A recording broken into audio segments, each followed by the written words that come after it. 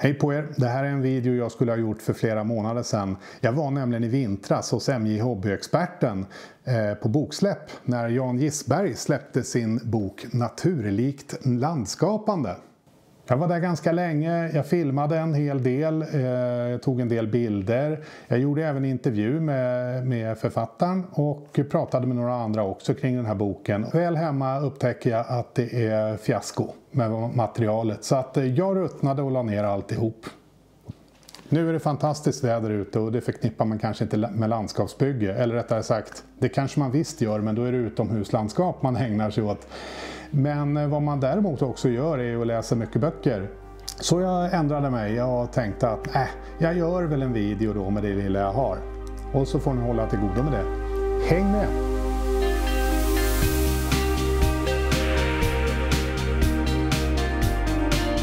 Det blev som sagt inte så mycket reportagematerial, men jag var här i alla fall. Som sig bör på ett boksläpp så ingår ju naturligtvis signering av böcker och det var många som drog nytta av den möjligheten. Men det var inte allt. Jan var väldigt generös med demonstrationer av metoder och var väldigt villig att diskutera olika tekniker, landskapsbyggen och materialval med alla som var intresserade. Givetvis fick vi också ta del av ett exempelbygge. Här kan man se alla de små detaljerna, hur gräset går ihop med gruset, hur dammet smyger sig upp på husväggen. Och det är väl egentligen ganska mycket kärnan i den här boken, att komma in på de här små detaljerna och se hur man gör saker och ting verklighetstroget.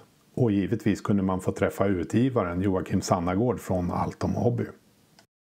Det är några saker som man slås av ganska direkt när man öppnar den här boken. Det första är att man ska inte göra misstaget att tro att det här är en bok som handlar om modelljärnväg. Den vänder sig mycket bredare än så, nämligen till alla modellbyggare av olika slag som vill efterlikna ett landskap på ett trovärdigt sätt. Det andra som imponerade väldigt mycket på mig, det är mängden information man har lyckats trycka in i en sån här bok utan att den blir tungläst. Det är väldigt mycket fina bilder och illustrationer och som lättar upp innehållet och gör det väldigt lättillgängligt. Layouten är överhuvudtaget väldigt bra. Boken är också en veritabel skattkista när det gäller såna här saker som materialkännedom, vad man kan använda till vad och framförallt hur man använder sakerna.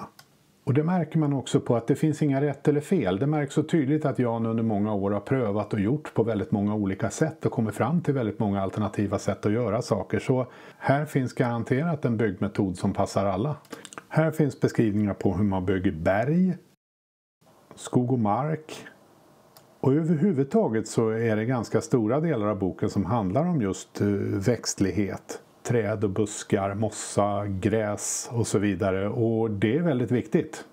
Men världen innehåller ju inte bara natursköna landskap och vägar utan naturligtvis allting som vi människor gör med den. Så vad vore den här boken om det inte också fanns med kapitel om hur man bygger hus, hur man skapar industrier och andra trovärdiga miljöer där även människan är inblandad. Den här boken är ju inte bara ett måste för den som vill lära sig att bygga modelllandskap.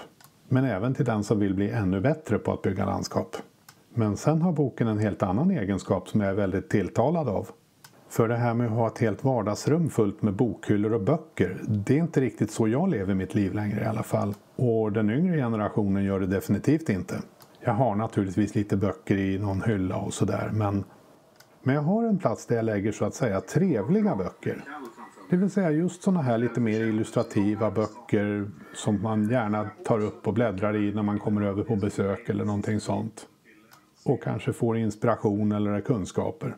Och den här boken är fin nog för att platsa där. Den är så trevlig och tilltalande och inbjuder just till sånt här bläddrande.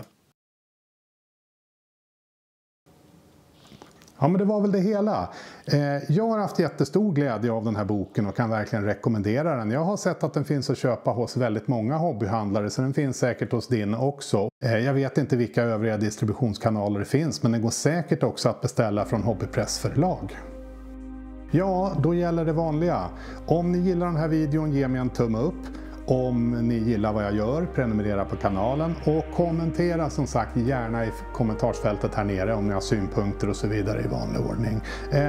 Nu orkar jag inte prata mer för nu ska jag ut och läsa den här boken i solen. Tills vi ses igen, kör försiktigt!